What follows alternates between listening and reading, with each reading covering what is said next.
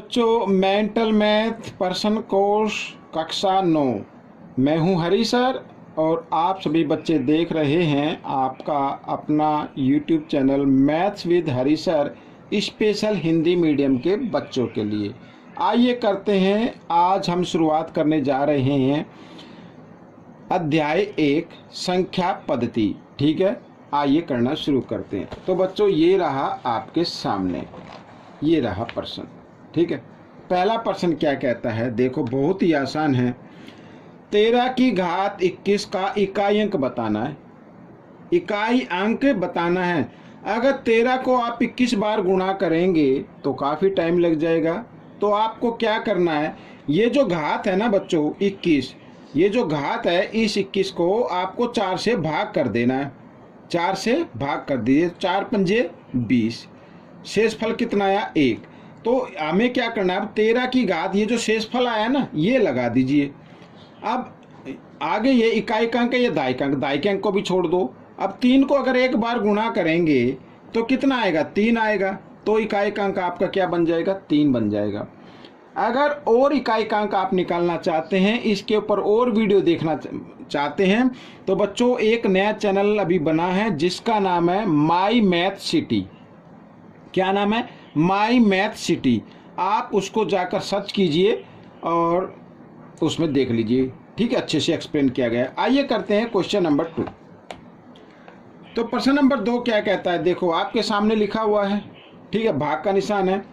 तो हम क्या करेंगे, देखो 8 की घात घटा 4/3 दी हुई है। तो हम क्या करेंगे, 8 को ना आपको लिख लेना है 2 की घात 3 लिख सकते हैं भाई। 2 को 3 बार गुणा करेंगे तो 8 ही तो आएगा।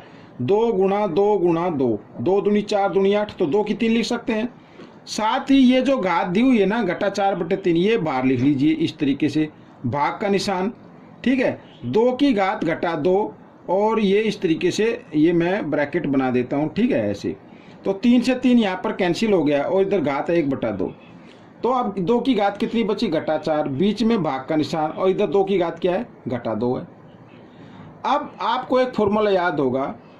ठीक है, यदि x की घात m भाग x की घात n, तो ये बराबर होगा x की घात m घटा n। ठीक है, यानी कि अगर आधार एक जैसे हों, बीच में भाग का निशान हो, भाग का निशान है, तो उनकी जो घातें हैं वो आपस में क्या हो जाती हैं, घटा जाती हैं, घटाई जाती हैं। ठीक है, आइए करना शुरू करते हैं। तो आगे तो हम इनमें से एक आधार ले लेंगे। एक आधार हमने लिया, घातों को लिख देते घटा 4 और इधर लिख देते घटा 2। और घटाने के लिए आपको घटा का निशान लगाना है, ये मैंने लगा दिया इस तरीके से। ठीक है, समझ में आ गया। अब ये इधर मैं लगा लेता हूँ 1/2। अब बच्चों देखो इधर 2 घटा 4 घटा घटा जमा 2। ठीक है, तो यहाँ पर ये 1/2, जगह थोड़ी सी कम पड़ रही है, कोई बात नहीं। तो 2 की घात कितनी आ गई, तो घटा जमा घटा। ठीक है, घटा जमा घटा हो गए, तो 4 में से 2 घटाएंगे कितना आ जाएगा, घटा 2 आ जाएगा। ठीक है, और ये एक घात बाहर है तो इसको हम लिख लेते हैं इस तरीके से, 2 से 2 कट गया तो 1 बचा, घटा 1। तो 2 की घात क्या आ गई, घटा 1। अब जब कभी भी आधार की घात घटा में हो तो उस आधार का आपको उल्टा कर देना, नीचे 1 मानते हुए, तो 1 ऊपर लिख लो, 2 नीचे, तो ये 1/2 आपका उत्तर बन गया। ठीक है, आइए करते हैं प्रश्न नंबर 3। ये रहा आपके सामने। तो प्रश्न 3 में देखो ब्रैकेट दिया, तो आइए पहले इसको लिख लेते। 2 की घात 2 दिया हुआ, तो 2 की घात 2 का मतलब होता है क्या, 4। तो 4 जमा 23 27 हो गया, तो मैं इसको 27 लिख लेता हूँ इधर। ठीक है, और इधर आ गया 2/3, 2/3 जमा, और 140 में से हम 19 घटा देते हैं तो 121 आ जाएगा, 121। ठीक है, 140 में से 19 घटाएंगे तो 121 आ गया।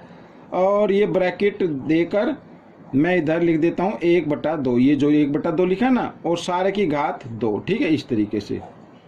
अब बच्चों देखो 27 लिखा है ना, 27 को हम लिख सकते हैं 3 की घात 3। 27 को आप लिख लेना 3 की घात 3। ठीक है, और ये 2/3 इस तरीके से, तो 3 से 3 कैंसिल हो जाएगा, जमा का निशान। और 121 को लिख लेना 11 की घात 2। 11 की घात कितनी लिखनी है 2, और 1/2 ये है, 2 से 2 कैंसिल हो गया, ठीक है ये। और इधर कितना आ गया, ये लिखा है घात कितनी है, ये 2 लिखी है, तो 2 लिख देता हूँ मैं, ठीक है। अब 3 की घात 2 बचा बच्चों, इधर 3 की घात 2, तो 3 को 2 बार गुणा करेंगे तो कितना आएगा 9 आएगा, और जमा इधर 11 की घात 1, तो 11 को एक ही बार गुणा करो, 11 ही आएगा, ये आ गया। 11 और 9 होता है 20, तो 20 की घात 2 यानी 20 को 2 बार गुणा कर दो तो 400 आपका उत्तर आ गया, ठीक है। ये आपका आंसर बन गया। आइए करते हैं प्रश्न नंबर 4। तो प्रश्न नंबर 4 क्या कहता है, देखो यदि ये जो है ना करनी का निशान होता है, ये 3 लिखा हुआ इधर, 5n बराबर 25 है, तो हमें 5 और ये करनी आ गया n और 64, ठीक है। करनी के अंदर 64 लिखा हुआ का मान ज्ञात करना है, तो n का मान पहले हम ज्ञात कर लेते हैं बच्चों, ठीक है। तो क्या करना है, 5n लिखा हुआ है ना, इस करनी के निशान को हटा दो। तो अब आप कहेंगे सर ये 3 कहाँ जाएगा, 3 इधर हम ले आते हैं बटे के घात के रूप में, इधर तो करनी की घात ना, इधर हम इस 5 की घात बना लेते हैं, और जब घात के रूप में लेके आते हैं तो बटे में आ जाता है 1/3 इस तरीके से, और बराबर 25 लिखा ना, और इसको लिख दो 5 की घात 2 ऐसे, ठीक है। अब देखो 5 की घात कितनी आ गई, n को 1 से गुणा करेंगे, n/3 रहेगा, और बराबर 5 की घात 2। अब आधार बराबर आ गए, तो इनका मतलब इसकी घात भी क्या होंगी, बराबर होंगी। मैं इधर कर लेता हूं, तो n/3 बराबर 2। अब ये 3 इधर बच्चों भाग के रूप में n के साथ इधर आकर ये गुणा में हो जाएगा, तो n बराबर 2, 3 दूनी 6, इस तरीके से मैं सीधा गुणा कर दिया। ये 3 इधर भाग के रूप में है, बराबर के निशान से आएगा तो इधर गुणा के रूप में आ जाएगा, 2 गुणा 3 इस तरीके से, तो 3 दूनी कितना होता है 6, तो n का मान क्या आ गया 6 आ गया।